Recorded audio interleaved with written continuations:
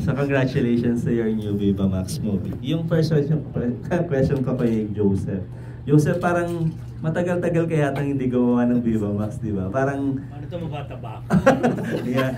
Parang talaga pag walang pera, mataba. Kailangan namin hindi ka nagagawa eh. Pero ano yung nangyari? Why matagal-tagal na hindi ka gumawa ng Viva Max film? Actually, ito yung second ko for the year lang eh. Yung last ko was November, I think it was yung kay Direk Lau. Nakalimutan ko yung title. Last year? Kay, yung kasama ko si Angela Morena, VR Relos sa Kabit. Yun yung last ko, November. And then, may shoot kami ni Aiko, I think, August? August.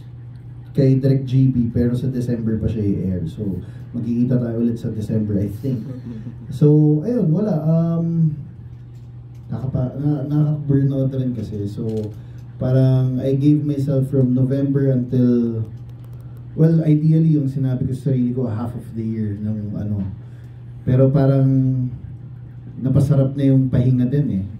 And at the same time, you know, nakafocus na rin ako sa mga ibang bagay like business and wala, kumbaga parang realigning myself lang.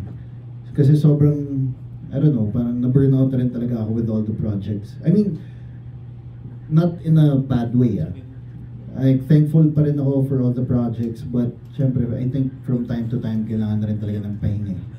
So, is there a times ba na kaya ka umalis pa ng Delenn to think na hihinto mo na yung pag-Viva Max at gagawa ka ng mainstream? May ganun ba? Or parang, ano lang, pahinga lang for a while and then go back to working, same what you do before? Actually, pinag-contemplate ko rin yon on whether ipo-pursue ko pa rin yung Viva Max or mag-mainstream ako. Parang leaning towards na rin ako sa, you know, letting go of Viva Max na rin. Total, ang dami na rin naman mga magagaling mga artista na Viva Max is in good hands. So, ayun. Pero hindi pa final. Malay mo may... Depende ko pa rin talaga sa project eh. Pag maganda yung linatag sa akin na project, maganda yung cast and everything, why not, diba?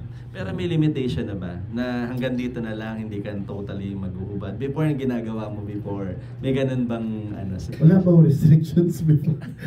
Yeah. Hindi, same pa rin. Same pa rin naman. I mean, diba, parang anong purpose ko? Nag-Viva Max ako, tapos maglalagay ako ng restrictions. So, wala pa. Okay. Thank you, Joseph. Thank you. Yung second question ko for Aiko sa kay Jen. Yeah, nakita namin yung trailer, no? So parang it's a GN story, di ba? So, pakikwento lang how was the experience so far? Parang medyo mas challenging ba doing it to girl or mas challenging yung paggawa nung with other guy? Parang gano'n.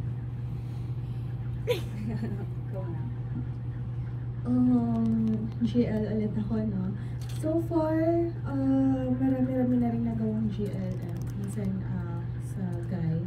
Wala namang challenge, siguro ano lang. Lalo na pag magaling din yung co-actor mo, mabilis lang talaga siya gawin. Mas mabilis gawin. So, nasanay na rin ako mag-GL. Ayun. Sorry. Viva Max talaga. Straight ako, pero dito ko nararanasan yung mga gano'n. So, wala naman. Si Jen, first time mo ba mag-GL? Ay, hindi. Madami na rin ako mag-GL. Okay. So, una threesome, sunod GL. Yung mga role ko dito sa Viva Max. Pag GL naman, sa una mangangapa ako sa partner kasi babae, medyo naiilang ako. Pag lalaki, madali na kasi sa akin. Pag babae kasi medyo doon ako nangangapa. Siyempre, babae siya. Tapos, straight siya. Diba? So, baka mamaya meron siyang hindi niya gusto na ginagawa ko. Diba? So, yun yung challenge sa akin pag sa GL, yung mangangapa mo na sa una. Pero dahil nakasama ko naman si Aiko, saka magaling naman ka-work si Aiko. So, naging magaan yung GL namin. Pero mas challenging sa akin yung GL. Thank you everyone. Congratulations. Thank you, TJ. Salamat po, Sir Alan. Ayan na, talagang... Nahihilitan ko ako actually. Malakas ba kayong malinghi? Ako po malakas. Pasok yung title, dinig mo ba? Ako malakas po talaga akong malinghing. Gusto ko ng malakas. Para mas masarap. Di ba? Oo Ganun naman, naman wala- kasi pag walang sounds, Oo. parang Hindi naman paano ano, mo malalaman na arte ko pa ba, masasarapan? di ba? Totoo po, Totoo. di ba? Kaway ko. Yun po yung favorite part ko. Ah, Gusto ko rinig hanggang hallway. Mga ganun. ay, grabe. Oo, naman, di ba? Yes. Enjoy, di ba? How about you, Yes. Joseph? Patapatan mo yan, Wala Joseph. ako. Actually, pag bored ako, humahalingling lang din ako. Pag wala akong ginagawa, humahalingling lang din ako. Ay, di, ewan ko. Like, siguro hindi ko rin naisip na...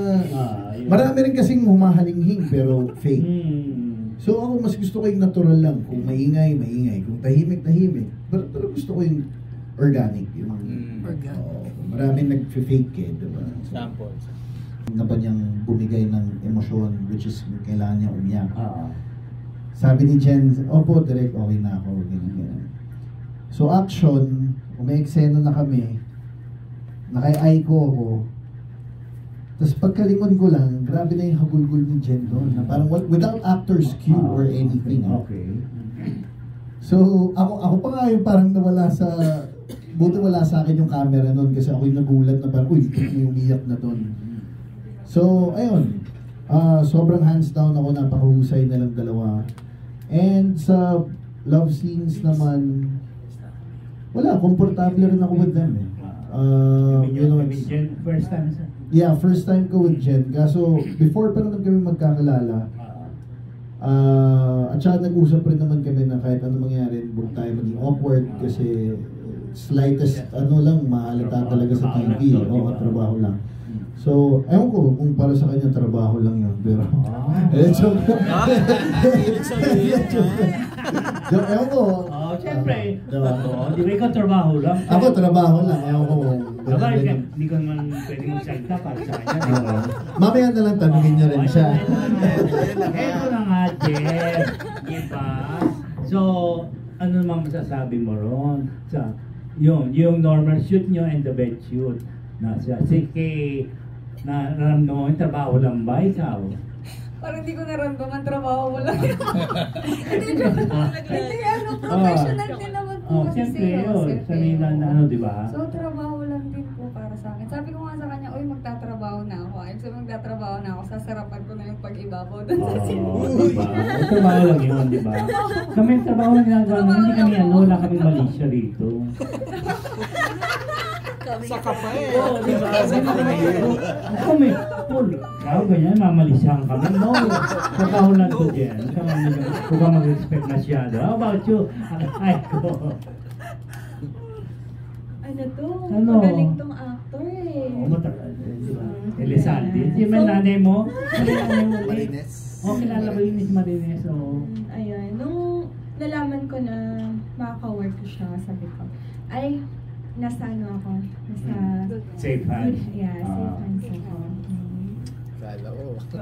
Kala ko nasasabihin. Sabi ni ni Jen kanina, parang may ilang ka sa girl, di ba? Kaysa sa boy, di ba? Ano ikaw? Ano naging feeling bago kunan yung first time you together that? Oh. Na-realize ko after, masarap din pala babae. Uy! Uy! Live pa to. Oo naman live. O yan o. Hindi ka na straight ngayon. Di ba? Hindi ka na straight? Straight pa rin. Masarap din. Paminsan-minsan. Nilalasap ko na lang kasi nandiyan eh. Oo, sabagay, di ba? Trabaho lang. Trabaho lang. Pero Oo. yun nga, totoo naman, masarap din pala babae. Ting, ano ba yan? Gamitin ninyo? Sorry. Thank you po. Para Oh, hirap yun sino ba mga... Actually kasi wala no, ang daming mga bagong artist ngayon. So, halos di ko rin kilala yung mga bago. Pero siguro kung ilalagay ko dun sa... Panahon mo dati. Parang ang tagal eh. No? Sa panahon ko dati, sino ba Comedy, mga... Actually, sex ito nakakatawa actress. rin naman to eh. Si Jenny, hindi lang niya alam na nakakatawa siya, pero nakakatawa siya. Pero Sino pa ba? Ang hirap ng question na yun. Pwede balikan ko na lang papag-isipan ko siya. Hindi ko talaga maisip ngayon eh. Sino ba, Ate Jo?